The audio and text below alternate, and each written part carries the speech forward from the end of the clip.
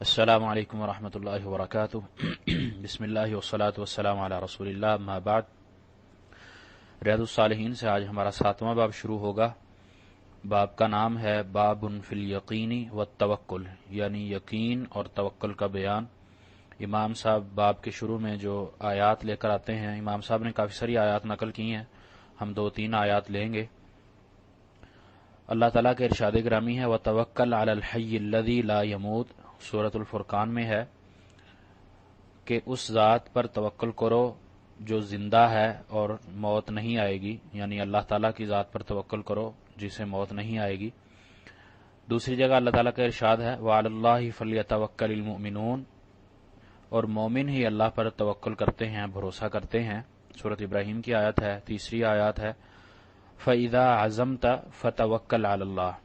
اللہ تعالیٰ فرما رہے ہیں اپنے بندوں کو کہ جب تم کسی چیز کا عزم کر لیتے ہو، ارادہ کر لیتے ہو، پھر اللہ پر توکل کرو۔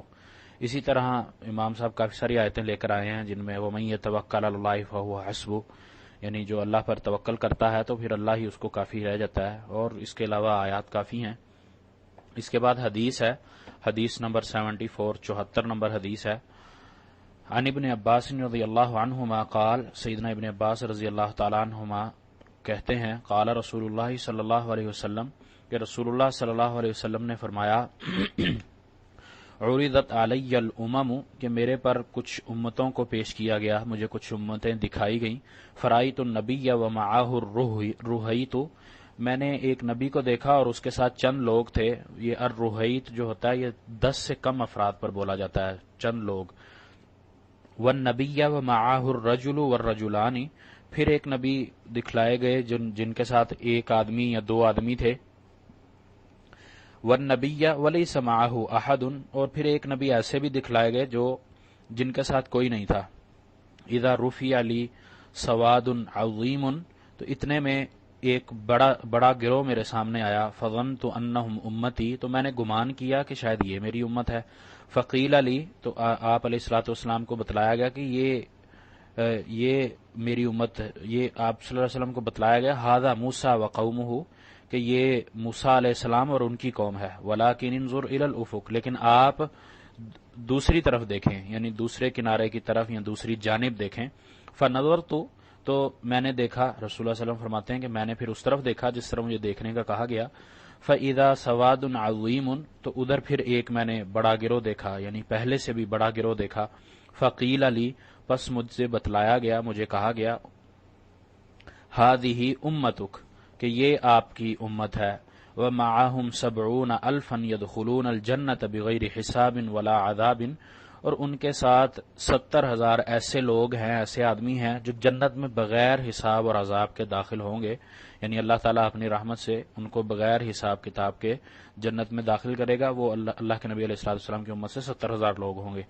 ثم نہض فدخل منزلہ، صحابہ کہتے ہیں پھر نبی علیہ السلام ہم سے رخصت ہو گئے، اپنے گھر میں داخل ہو گئے۔ فخاض الناس فی اولئک الذین یدخلون الجنۃ بغیر حساب ولا عذاب، تو پھر لوگ جو آپس میں وہاں بیٹھے تھے نبی علیہ السلام سے، جنہوں نے یہ باتیں سنی، وہ آپس میں پھر گفتگو کرنے لگ گئے، باتیں کرنے لگ گئے کہ وہ کون لوگ ہوں گے، وہ کون سا گروہ ہوگا جن کو اللہ تعالیٰ بغیر حساب کتاب میں جنت میں داخل کرے گا۔ فقال بعضهم، ان میں سے کچھ لوگوں نے کہا فلعلهم الذین صحبوا رسول اللہ صلی اللہ علیہ وسلم، کہ وہ گروہ ہوگا جو اللہ کے نبی علیہ السلام کے ساتھ ہے، مطلب صحابہ اللہ کے نبی علیہ السلام کی صحبت میں جنہوں نے اپنی زندگی گزاری، اس سے مراد صحابہ۔ اور وقال بعضهم، اور کچھ نے کہا فلعلهم الذین ولدوا فی الاسلام، کہ ممکن ہے کہ وہ لوگ ہوں جو اسلام میں پیدا ہوئے ہیں، یعنی اسلام، ان کے والدین اسلام میں تھے اور وہ جو پیدا ہوئے تو پیدائشی وہ مسلم تھے، مومن تھے، مسلمان تھے۔ فلم یشرکوا باللہ، اور انہوں نے اللہ سے شرک نہ کیا ہو، کسی چیز کو شریک نہ ٹھہرایا ہو۔ وذکروا اشیاء، اسی طرح انہوں نے دیگر بھی مختلف چیزیں ذکر کی۔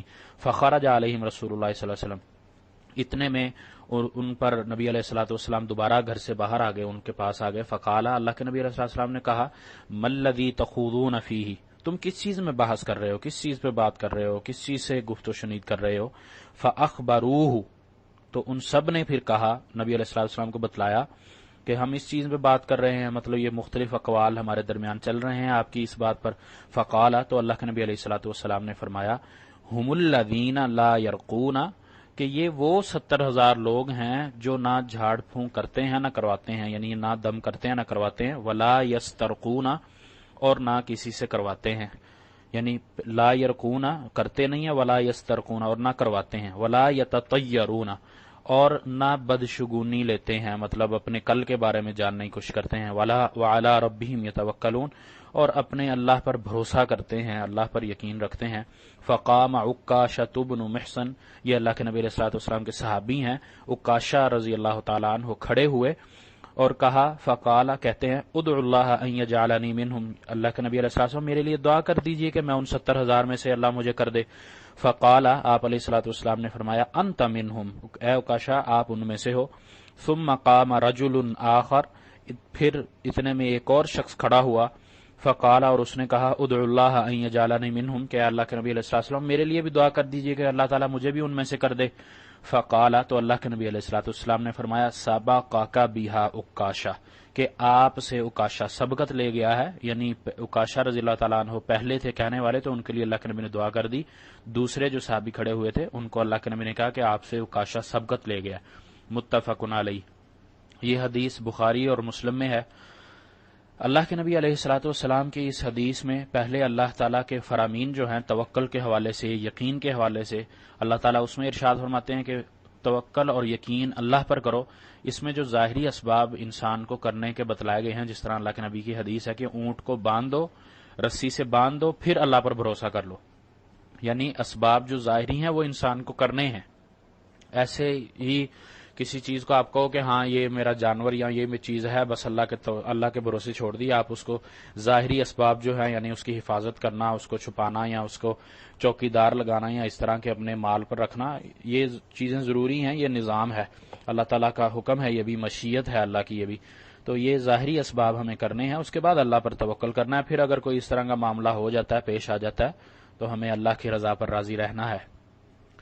پھر اللہ کے نبی علیہ الصلوۃ والسلام کی حدیث ہے، اس میں ہمیں کئی چیزیں ملتی ہیں کہ اللہ کے نبی علیہ الصلوۃ والسلام پر جو پہلی امتیں گزری ان کے بارے میں بتلایا گیا. اب وہ معراج کے وقت کی بات ہو سکتی ہے یا ویسے نبی علیہ الصلوۃ والسلام کو اس چیز کی خبر دی گئی ہو، خواب میں دکھلایا گیا ہو، تو یہ مختلف صورتیں ہو سکتی ہیں. اور اس میں ایک اہم چیز کہ اللہ کے نبی علیہ الصلوۃ والسلام سے پہلی جو امتیں گزری ہیں، ان نبیوں کے ساتھ ایک شخص، دو شخص، یعنی ان پر ایمان لانے والے، اسلام لانے والے اتنی قلیل تعداد میں ہوا کرتے تھے. اور اسی طرح بنی اسرائیل کے بھی تھوڑے سے لوگ تھے جو موسیٰ علیہ السلام کے ساتھ تھے، یعنی موسیٰ علیہ السلام کے ساتھ بھی کچھ لوگ تھے. اور اسی طرح پھر جو اللہ کے نبی علیہ الصلوۃ والسلام کو دکھلایا گیا، اس سے یہ ظاہر ہوتا ہے کہ امت محمدیہ سب امتوں سے بڑی امت ہوگی. اور اللہ تعالیٰ نے اس امت کے لیے بہت بڑے بڑے انعام بھی رکھے کہ چھوٹی چھوٹی نیکی کے، اور اللہ تعالیٰ نے ان کے لیے بڑا بڑا اجر رکھ دیا. مثلا راستے سے پتھر ہٹانا بھی بڑا اجر ہے، لیکن اس کی نیت اور اخلاص اس کا ہے نیکی کا، تو اللہ تعالیٰ اس کی نیت کے بدلے اس کو بڑا اجر دیتے ہیں. اسی طرح 70,000 کا جو لفظ ہے اس میں اب اللہ تعالیٰ کتنے عدد دیتے ہیں. ہم جو 70,000 سمجھتے ہیں اس سے مراد وہ ہیں، یا اللہ کے ہاں اس سے بہت زیادہ 70,000 بھی ہو سکتے ہیں. یہ بھی ہو سکتا ہے کہ ایک کے پیچھے 70,000 ہوں. تو یہ اللہ تعالیٰ کے نظام، اللہ تعالیٰ کی قدرت ہے، اللہ تعالیٰ کے ہاں یہ معاملہ ہے. اللہ تعالیٰ جس طرح چاہے کرتا ہے، اللہ تعالیٰ کو کوئی پوچھ سکتا نہیں ہے اور نہ ہی کوئی سوال کر سکتا ہے. اسی طرح نبی علیہ الصلوۃ والسلام کا جو غیب کا علم ہے وہ بھی اتنا جو اللہ تعالیٰ جس چیز کی خبر دے دیں وہاں تک ہے. اس کے علاوہ پوری کل کائنات کا جو غیب ہے وہ صرف اللہ تعالیٰ کی ذات پر ہے. پھر اللہ کے نبی علیہ الصلوۃ والسلام کے صحابہ وہ حرص رکھا کرتے تھے نیکی کرنے کی اور اللہ تعالیٰ کے ہاں اپنے درجات بلند کرنے کی ہمیشہ کوشش کیا کرتے تھے. تو یہ حدیث سے پتہ چلتا ہے کہ وہ یہ حدیث سننے کے بعد وہ فوراً اسی تقدو میں لگ گئے کہ وہ کون سے اعمال ہیں جن کی وجہ سے اللہ تعالیٰ 70,000 لوگوں کو بغیر حساب کتاب کے جنت میں داخل کر دیں گے. تو ہم بھی وہی اعمال کریں، اسی طرح کے اعمال کریں جن سے ہمارا شمار بھی انہی 70,000 لوگوں میں ہو جائے. تو اس سے پتہ چلتا ہے کہ ان کے درمیان حرص کتنی زیادہ ہوا کرتی تھی اللہ کو خوش کرنے کی، اللہ کو راضی کرنے کی.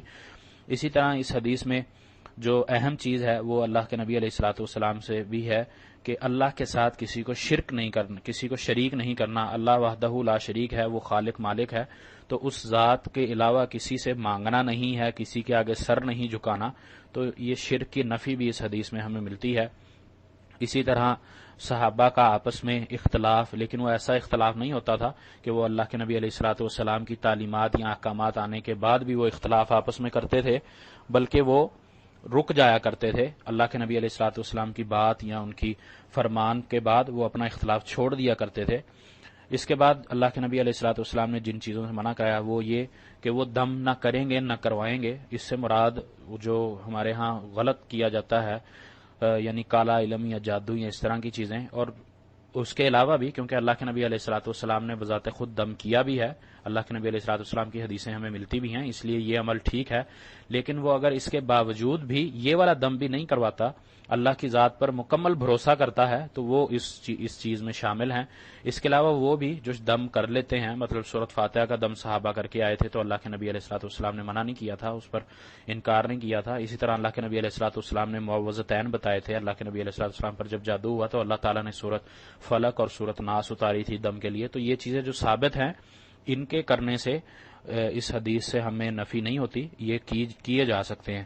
اسی طرح اس میں اللہ کے نبی علیہ السلام باقاعدہ حکم دیا ولا یتطیرون، کہ وہ بدشگونی نہیں کرتے، یعنی اپنے کل کے بارے میں کسی عامل کے پاس، بابے کے پاس، ہمارے ہاں عام ہوتا ہے سڑک کنارے وہ بیچارہ خود بیٹھا ہوتا ہے اور لوگ اس کو ہاتھ دکھا کے اپنے کل کے بارے میں پوچھ رہے ہوتے ہیں کہ میرا کل کیسا ہے، جبکہ وہ اپنا خود نہیں جانتا کہ میرے بارے میں کیا ہے۔ اگر وہ اس طرح ہوتا تو وہ روڈ کنارے بیٹھ کے یہ کام نہ کر رہا ہوتا۔ تو یہ اس طرح کے لوگوں سے بچنا چاہیے، یہ بدشگونی اور اس طرح کے جتنے بھی معاملات ہیں یہ بڑے گناہوں میں شامل ہوتے ہیں، تو ان سے دور رہنا چاہیے۔ اس کے بعد اللہ کے نبی علیہ الصلوۃ والسلام کے صحابہ کی وہی حرص، فوراً ایک صحابی کھڑے ہوئے اور کہا اللہ کے نبی میرے لیے دعا کر دیجئے۔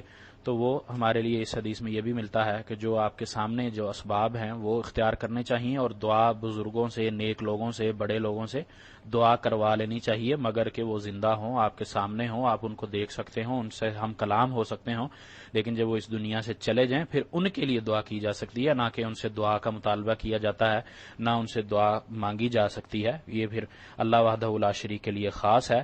اللہ تعالیٰ سے دعا ہے کہ اللہ تعالیٰ ہمیں صحیح سمجھ کر عمل کرنے کی توفیق عطا فرمائے، اور ہمارے زندگی کے تمام معاملات میں اللہ پر بھروسہ اور یقین رکھنے کی ہمیں توفیق دے، اور ہم اللہ وحدہ لا شریک کو حاضر ناظر جان کر اس کی ذات پر ہی توکل کر کے اپنی زندگی کو گزاریں، اور اپنی زندگی کے معاملات، مشکلات، مصائب، پریشانیاں ساری اللہ کے حضور پیش کریں، اور اللہ پر توکل کرتے اس کی رضا پر راضی رہ کر ہم اپنے درجات کو بلند کرنے کا سبب بنیں۔ اللہ تعالیٰ سے دعا ہے کہ اللہ تعالیٰ ہمیں صحیح سمجھ کر عمل کرنے کی توفیق عطا فرمائے۔